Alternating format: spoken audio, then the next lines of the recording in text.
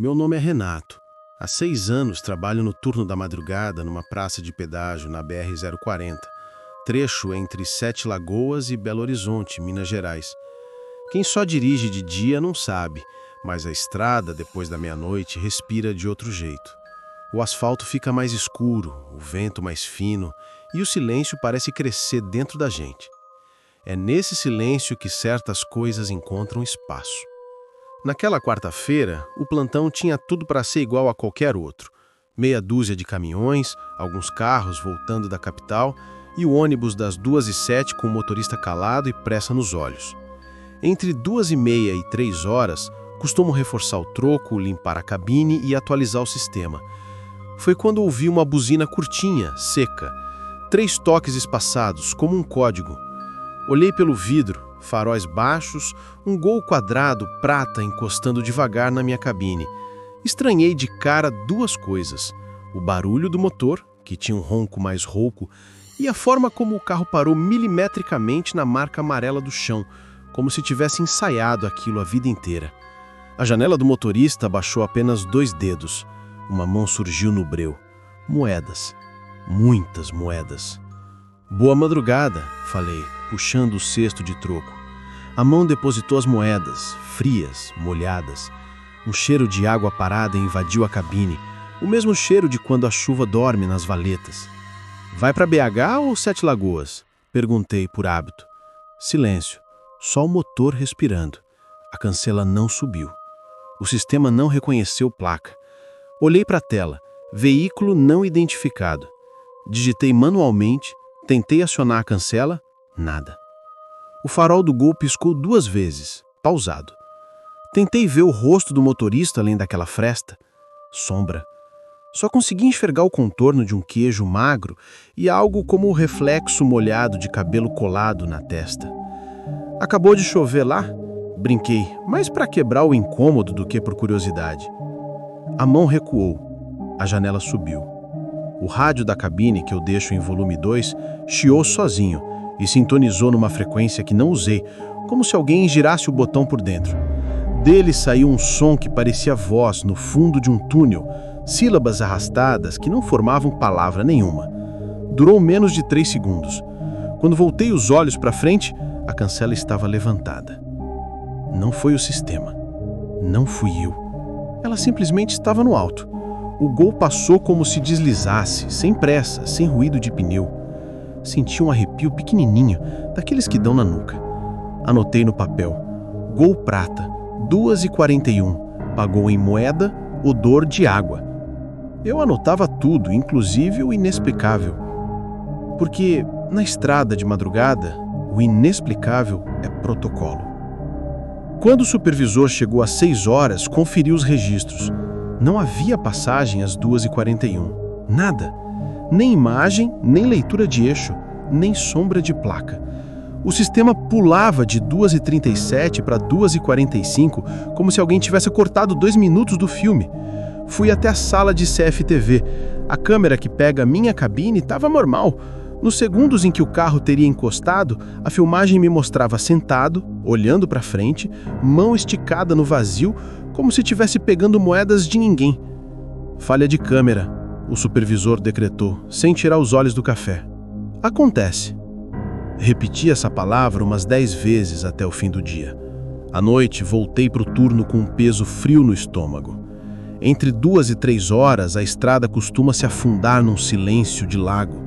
Às 2h41, a buzina se repetiu. 3 toques, o mesmo timbre.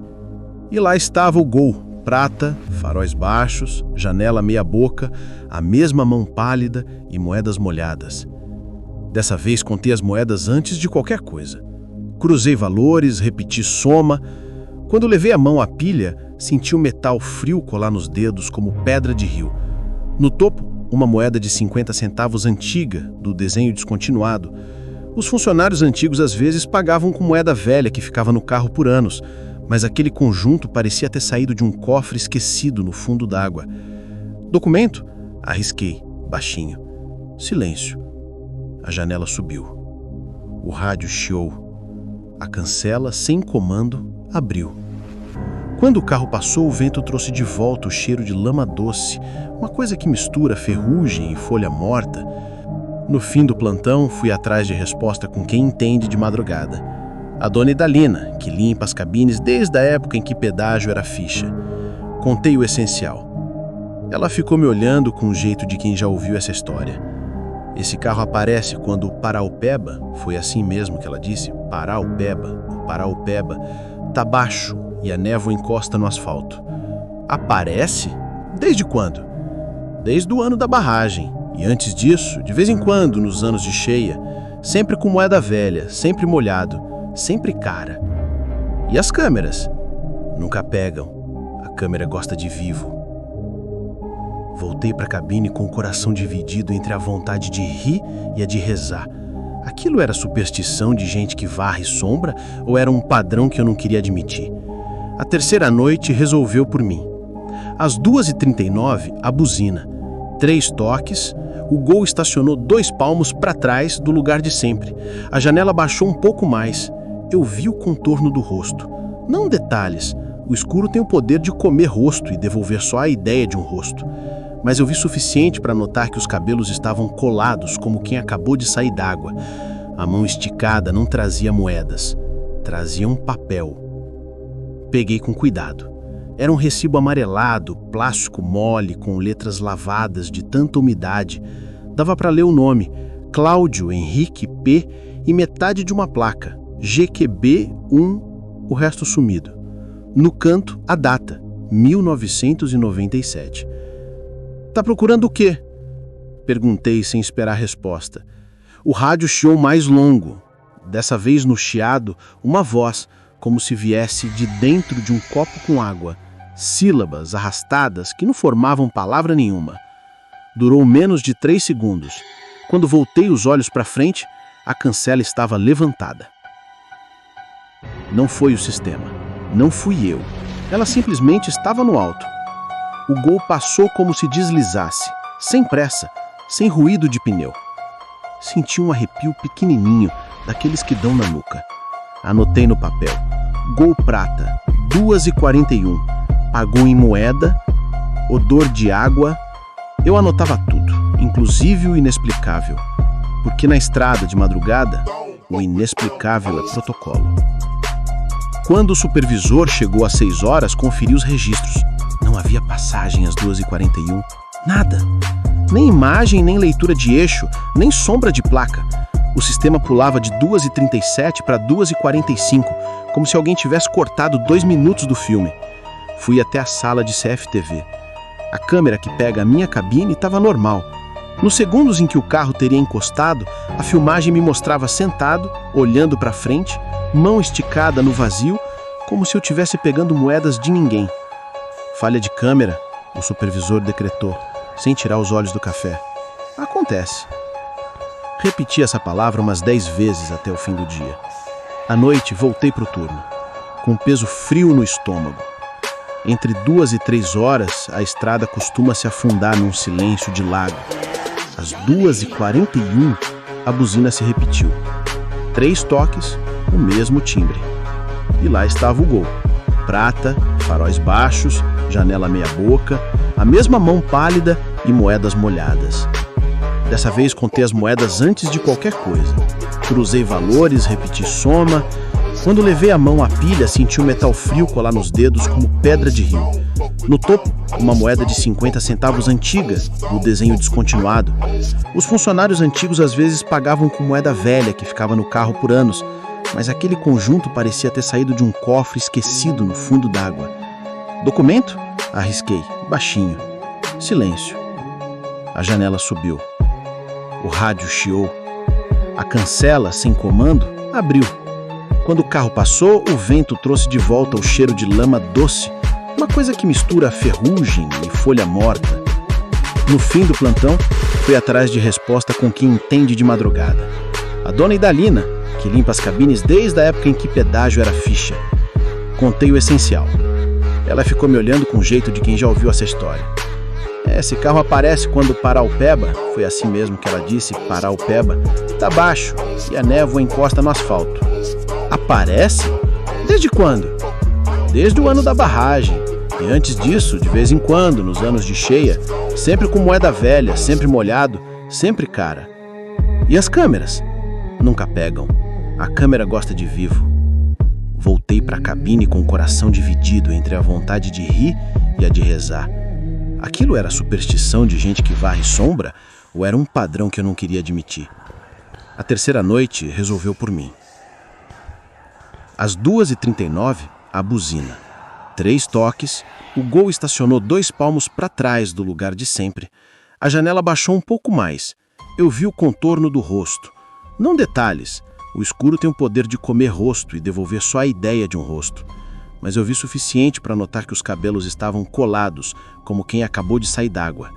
A mão esticada não trazia moedas. Trazia um papel. Peguei com cuidado. Era um recibo amarelado, plástico mole, com letras lavadas de tanta umidade.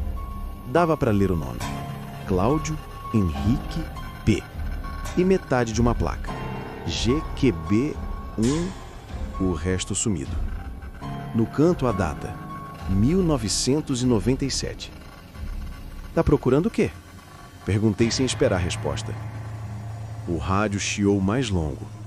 Desta vez, no chiado, uma voz, como se viesse de dentro de um copo com água. Sentido, Joatuba, Ponte.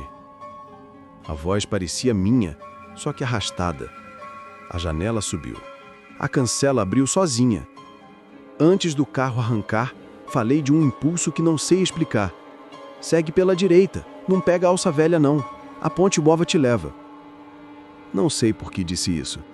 Talvez porque, de madrugada, a gente fala com coisas em que não acredita para garantir que não acredita sozinho. O Gol sumiu como neblina que alguém assopra. No dia seguinte, busquei notícia antiga no acervo do posto. Os recortes ficam numa pasta de plásticos ao lado dos treinamentos de primeiros socorros. E lá estava, colado com fita que perdeu a cola. 1997. Carro cai no Paraopeba à noite. Motorista desaparece. Família procura. O modelo, Gol quadrado, prata. O nome que sobrou no papel? Cláudio Henrique P. A foto do jornal mostrava a velha alça de acesso, aquela curva maldita que o DNIT fechou anos depois por causa de acidente demais. Voltei no CFTV por teimosia. No horário exato, eu de novo. Mão estendida para o vazio. Cancela subindo sozinha. E por um segundo congelado, um reflexo torto no vidro da minha cabine. Como se a água tivesse passado ali por dentro. E no reflexo, um farol piscasse 2 vezes. Nas noites seguintes, o Gol não apareceu. Nem buzina, nem cheiro de rio, nem moedas frias. Eu quis acreditar que era isso. Ele achou a saída. Dona Idalina só disse, foi-se, e mudou de assunto, como quem fecha armário que não deve ficar aberto. 3 semanas depois, às 2h41, o rádio ligou por conta própria, sem chiado. Uma única palavra limpa no timbre certo, como num agradecimento que escolhe o atalho. Valeu. E eu ri sozinho, baixinho, daquele jeito que a gente ri quando o medo vira respeito. Saí da cabine e encostei a mão no poste da cancela. O ferro estava úmido, embora o céu não tivesse visto chuva há dias. Madrugada de estrada é assim. Às vezes ela te entrega um fantasma que não quer assustar, só terminar o caminho. E a gente, sem entender, vira o último pedacinho de mapa que faltava. Se um dia você ouvir 3 buzinas curtas na BR-040 entre 2h30 e 3 da manhã, não tente filmar. As câmeras não gostam do que já foi. Respira, confere o troco e escuta o rádio. Tem mensagem que só passa quando o mundo está quase dormindo. E se você trabalha à noite, sozinho, num lugar onde o relógio parece atrasar alguns minutos todo dia no mesmo horário, acredite,